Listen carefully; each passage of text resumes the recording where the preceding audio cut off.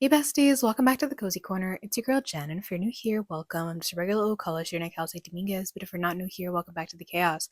So I'm gonna be starting my March TBR, and I figure I would talk about it with you guys. I will say that March and April are going to be stacked as far as reading.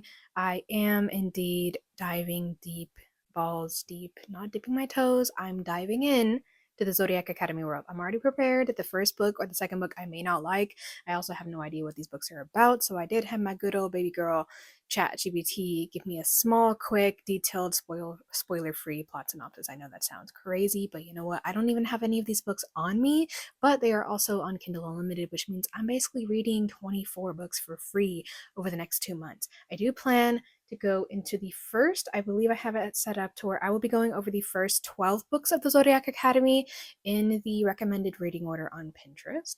Yeah. Like I said, we're going to be stacked. And then if I have any time left over, I will attempt, keyword attempt here, to read the, I believe it's called the Never After series by Emily McIntyre. These are all I'm sorry, these are all morally gray standalone books that tend to dive into like a grim version, but also contemporary version of like the grim story, grim fairy tales or whatever like that. But regardless, I want to dive into the first stacked books of the month, which are going to be the Zodiac Academy. So the Zodiac Academy book one in the reading order, which is, I believe, let me zoom up, not zoom up, let me scroll up here. I think that this is called The Awakening. I'm going to have all of these titles up here in case you want to see them, what the books look like, etc. Because like I said, I don't have any of the books on me. I will eventually, if I really like the series, go ahead and buy them when I get my own place, but it is what it is. So Zodiac Academy, The Awakening. So apparently, two mortal twin sisters discover that they're actually Fae heirs to the throne of Solaria and are summoned to the Zodiac Academy to claim their birthright. Problem is, four powerful celestial heirs currently rule the school, and they're not exactly thrilled about the twins' arrival. As the sisters learn elemental magic, navigate brutal magical politics, and endure vicious bullying, I forget, this is a bully romance. After dealing with Carden and Jude's bully romance excursion, whatever you want to call it, from the co-prince, I'm a little bit scared. But I know that we just need to get through the first couple of books and everything's great and everybody loves each other. But let's move the fucks on. So they realize that surviving the academy may be harder than reclaiming a kingdom. The second book up here is called Ruthless Fae in the reading order. The twins begin pushing back, alliances shift, rivalries intensify, and the power struggle between them and the celestial heirs escalate as they train to master their elements. Secrets about Solaria's hierarchy and magical bonds start surfacing. Emotional tension rises alongside the danger, and nothing at Zodiac Academy is ever just a game. Book three is the Reckoning.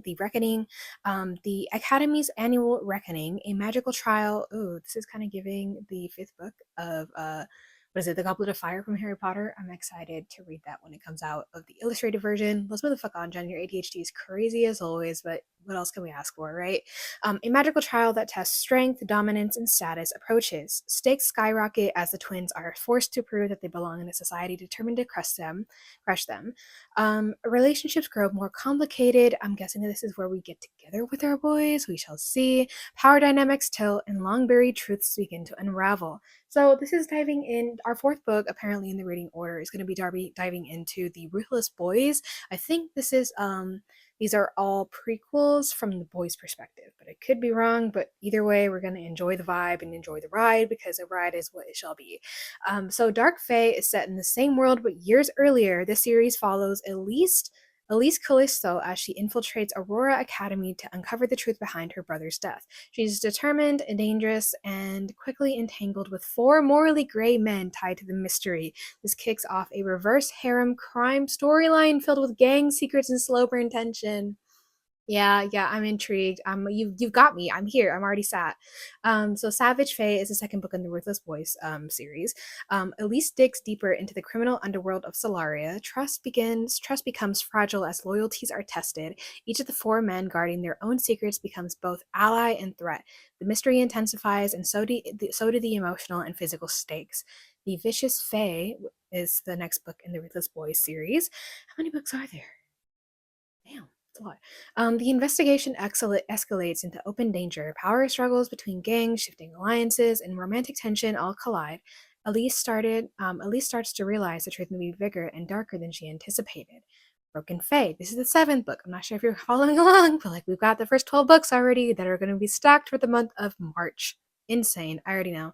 I believe it's romantic Broken Fae, right? Yeah, exactly. So consequences hit hard, betrayals surface, emotional walls crack, and the cost of vengeance becomes clearer. The characters are pushed to the breaking points as mystery nears its climax. As the mystery nears its climax. Warrior Fae, Book 8 in the reading order of Ruthless Boys, is the last book of the Ruthless Boys series, apparently. It is a final showdown, truths are revealed, enemies are confronted, and futures are decided. Elise must choose what kind of queen she'll be in a world ruled by power and violence. Skipping back rather to the Zodiac Academy, we are in the Shadow Princess books. Shadow Princess book rather. Back to the Vega twins, the emotional fallout from previous books linger as war brews beneath the surface of Solaria. Relationships deepen, rivalries sharpen, and the twins step more fully into their power. This book expands the world significantly and raises the stakes beyond school politics. Book 10, we are 3 books from being done for the month of March. This is The Origins of an Academy Bully. It is a prequel novella focused on one of the Celestial heirs. It explores his upbringing, internal struggles, and how he became the ruthless force seen in the main series. It adds emotional context without spoiling future plot twists. Book 11 in the reading order is Cursed Fate in the Zodiac Academy. So fate itself becomes a central theme. The twins face external enemies and internal doubts as magical bonds, prophecy, and destiny overcomplicate everything. Power in Solaria is shifting, and not everyone will survive the transition unchanged. So I heard, I'm not really sure what book it is, but Bestie Lauren, when she was reading the series, almost quit the entire series because a significant character died in one book, but was later reincarnated or brought back to life or whatever in the next book. And I'm scared. Like I will know that this person's gonna be okay if I remember at this point, but I don't have a husband or a significant other to be like, baby girl, you just need to keep pushing through. He'll be fine. Your bestie's gonna be great. You'll see him again soon.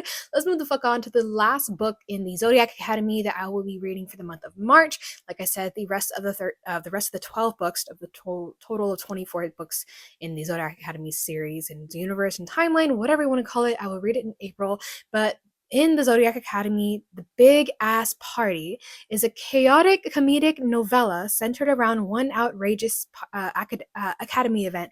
Think humor, character moments, and dramatic tension simmering beneath the fun.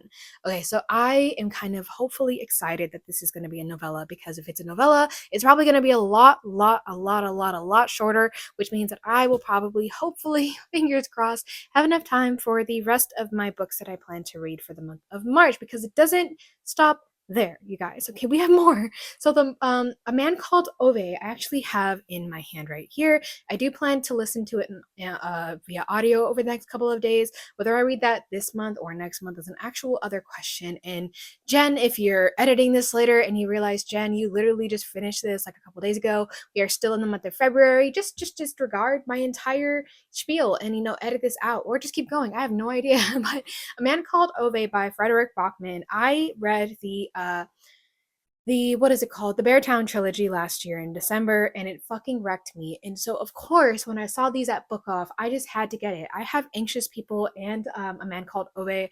I do, hopefully, maybe I even have it already and just haven't seen it yet, but My Friends by Frederick Bachman, I do hopefully plan to read very soon this year, because Jamie was in tears by the end of it, so of course that means I need to read it.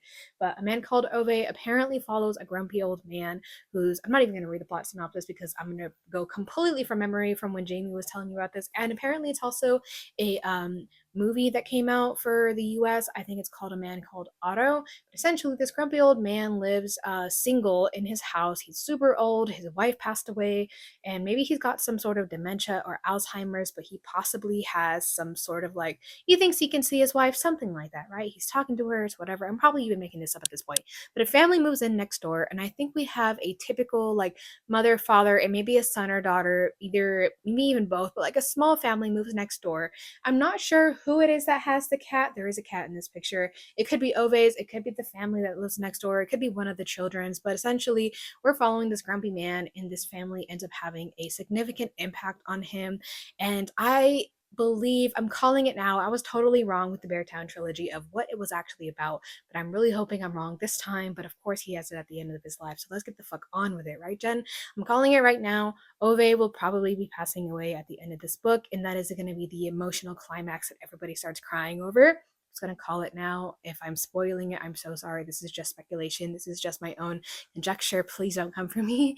But next, I will be delving deep into the Hollow Boys series. Sorry, not the Hollow Boys series. The Never After series by Emily McIntyre. I'm going to scroll down because I don't actually have the first two books on me.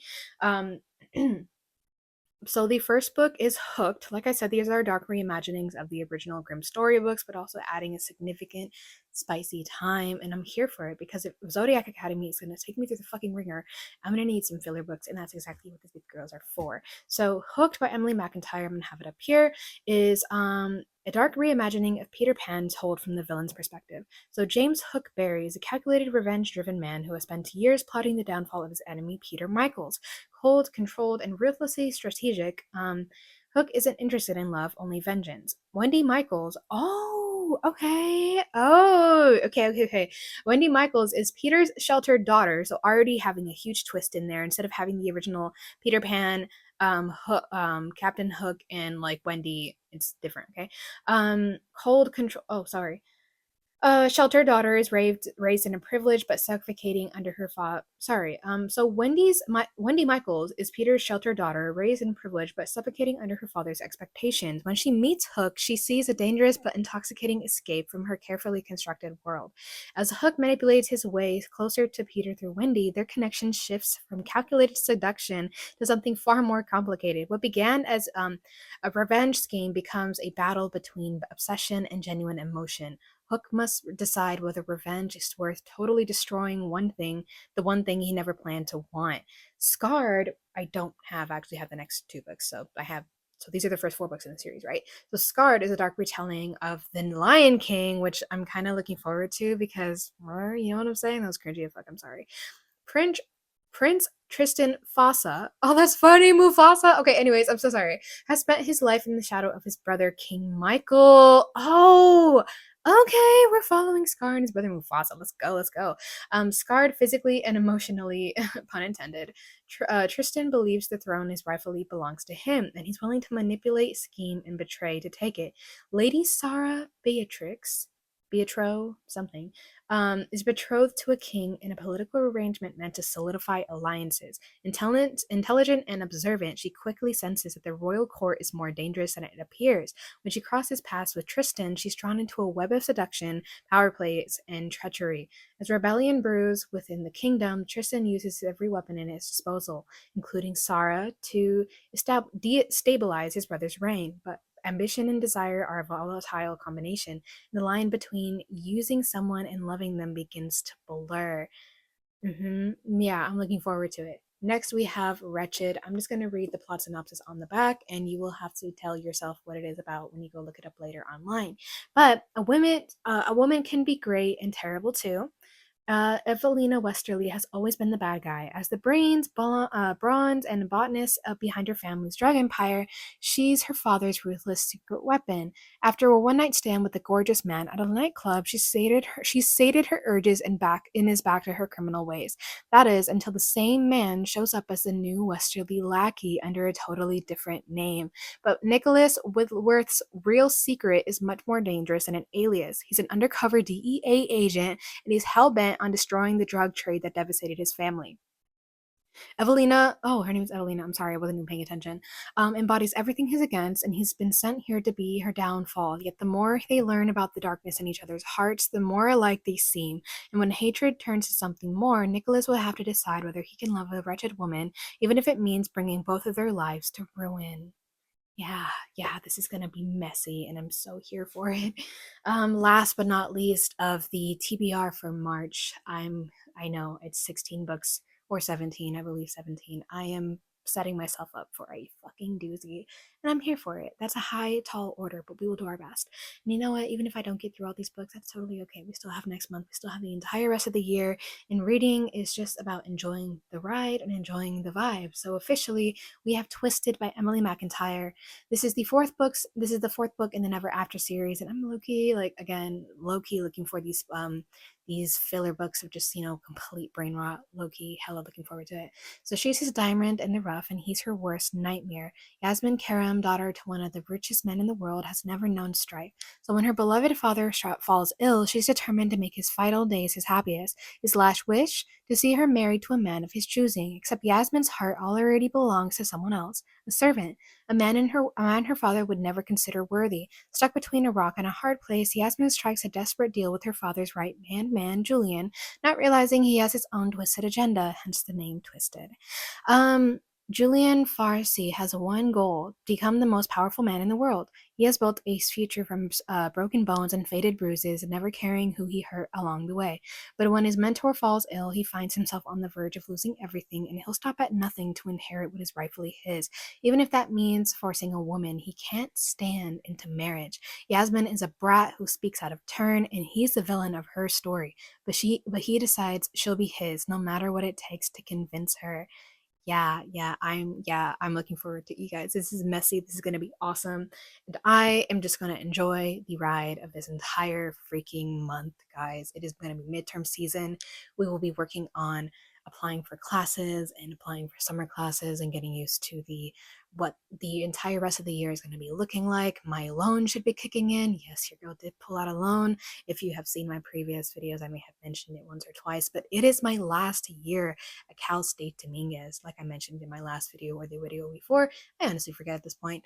I will have to I will have to come up with a new intro to talk about when I see you guys on my channel. It's going to be like, hey guys, welcome back to the chaos. It's your girl Jen, and if you're new here, welcome. There's a medical assistant at UCLA, and if you're not new here, welcome back to the chaos. That's probably how it's going to go, to be honest, but we'll decide when we get there. Thank you so much for watching the video, and if you're curious about what I like to do, what I like to talk about, go ahead and like, comment, and subscribe, and hit that notification bell so you never miss when I upload a brand new video. If you're not sure what to comment down below, let me know if you have read any of these books, especially the Zodiac Academy and or the Never After series. If you DNF the Zodiac Academy, let me know your thoughts. Why? Definitely one, primarily. Let me know what book you stopped on, because I feel like personally, from what I've heard from everybody else, if you quit the Zodiac Academy on book one, you have to read at least book 2 and 3, kind of like the Throne of Glass series, before you really get balls deep into it. And honestly, that's what I'm here for. I love the messy, dramatic chaos of what books can bring me,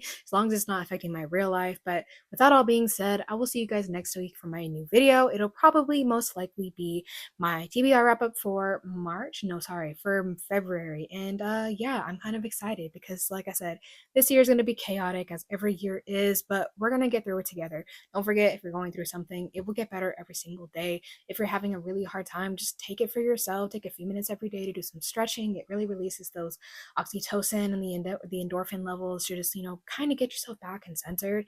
But don't forget, you're not the only person going through things, and probably the person next to you is also going through some things. So make those connections and just enjoy life for what it is. And I'm going to stop sounding like a hippie, and I'll see you guys next week. Bye, guys.